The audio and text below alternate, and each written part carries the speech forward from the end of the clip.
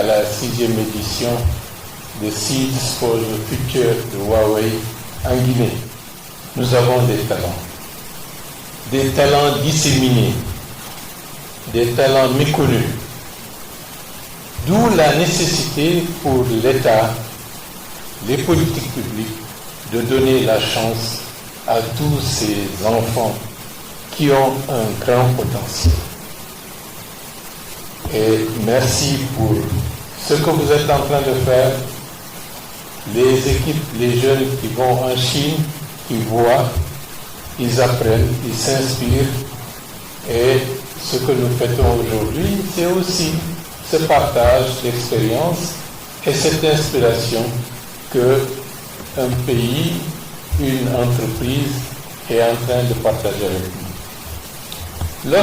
Tout à l'heure, en ce qui concerne les réformes de diagnostic de l'administration, j'ai dit là-bas, prenons exemple sur la Chine. J'étais adolescent dans les années 1975, 1976, 1977. Dans cette période, la Chine a connu des périodes particulièrement difficiles où il y avait eu dans certaines régions de ce vaste territoire et qui est le plus peuplé du monde à l'époque, des familles. Moins de 40 ans. Ce pays qui, dans des circonstances particulières, était moins favorisé que le nôtre à cette époque, et en compétition d'être la deuxième ou la première puissance économique mondiale, et qui est en pointe dans beaucoup de secteurs, disons, d'innovation.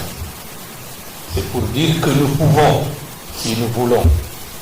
Mais pour pouvoir, et surtout le vouloir, il faut faire preuve de discipline, de constance, de détermination et de force de caractère pour se fixer les objectifs et les atteindre, quel que soit parfois le sacrifice qu'il faut faire.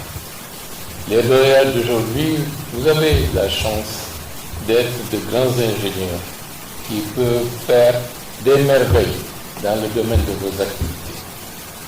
Mais la base de tout cela, c'est le travail, le travail, le travail et le travail. Monsieur le ministre de l'Enseignement supérieur, vous savez que nous avons une université, l'Institut des sciences et technologies de l'Inde.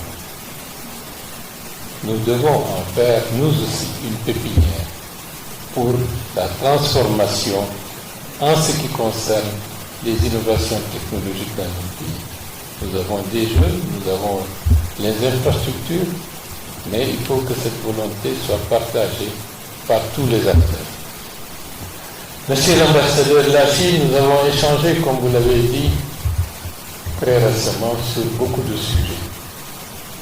Et les sujets concernant le capital humain se partagent, et l'inspiration que nous devons rechercher de votre côté, nous devons encore l'approfondir et, à notre niveau, se donner les moyens d'être, dans les années à venir, je ne dis pas comme la Chine, mais un pays qui pourrait être salué à travers le monde comme étant le pays qui, en Afrique, a fait le plus de performances en une décennie, atteindre le plafond de verre dans le cadre du développement.